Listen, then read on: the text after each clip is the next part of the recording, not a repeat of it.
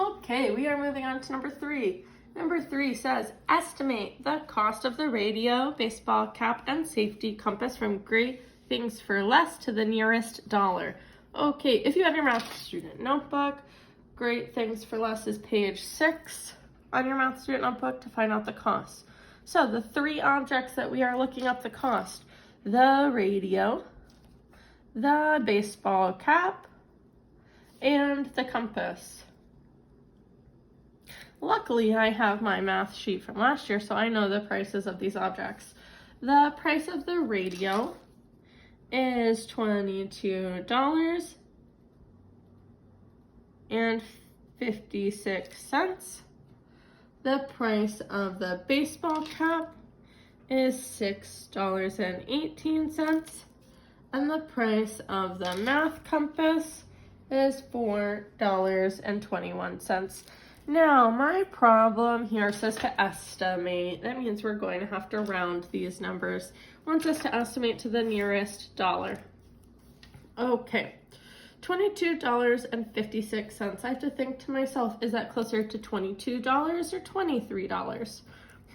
Decimal point 5. 5 means round up. That means that it is closer to $23. Baseball cap, $6.18. $6.18, is that closer to $6 or $7? Ooh, I see decimal point 1. 1 we round down, that'd be closer to $6. And safety compass, $4.21. $4.21, is that closer to $4 or $5? I see a decimal point 2. 2 means round down, so I would round that to $4. Now I have to estimate the cost of this, the $23 plus $6 plus $4. Well, I know 6 plus 4 is 10, plus 23 would be 33. So my estimate is $33.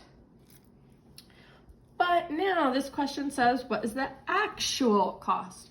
If we're going to find out the actual cost, we have to add the actual amounts, not just the rounded amounts. So I'm going over to my workspace and I'm going to stack the actual amounts. $22.56. Ooh, next I have $6.18. When I stack this, the most important thing is I have to make sure my decimal point lines up. I'm going to draw my decimal point first. The 6 is in the ones place, so it's going directly underneath the 2. And behind it, I'm going to write the decimal point 18. Now I have my next price, which is $4.21. Same thing, I'm going to draw my decimal point first, right in line with the other ones.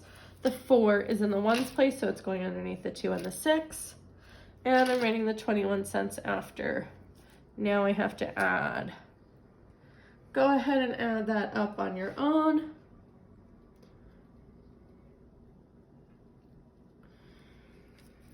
Okay, when I added it together, I got $32.95. I made sure that my decimal points were all lined up even through my answer.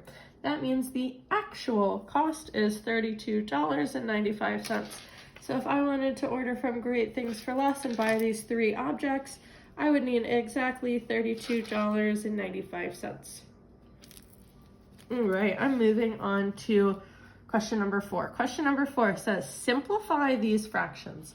So when we simplify fractions, we are making equivalent or equal fractions.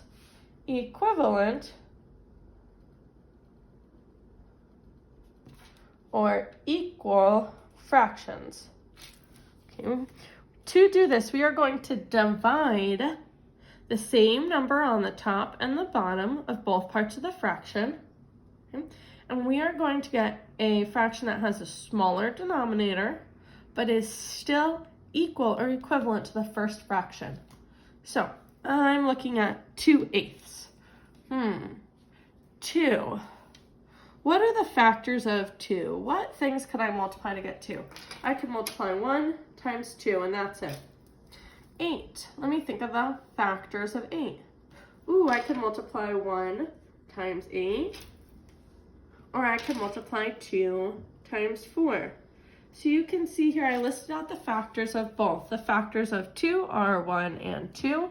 The factors of 8 are 1, 2, 4, and 8. Remember, factors are things that you can multiply.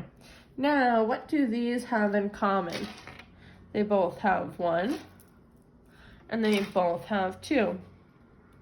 Now, logically, if I was going to divide these both by 1, I would get the same problem.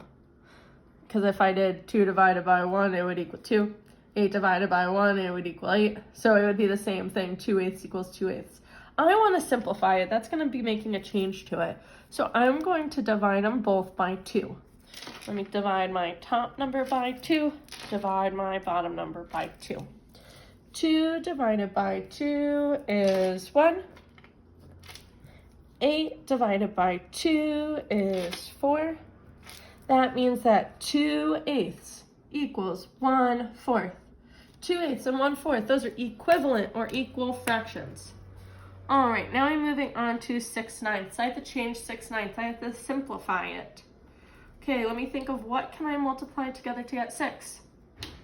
I can multiply 1 times 6, or I can multiply 2 times 3.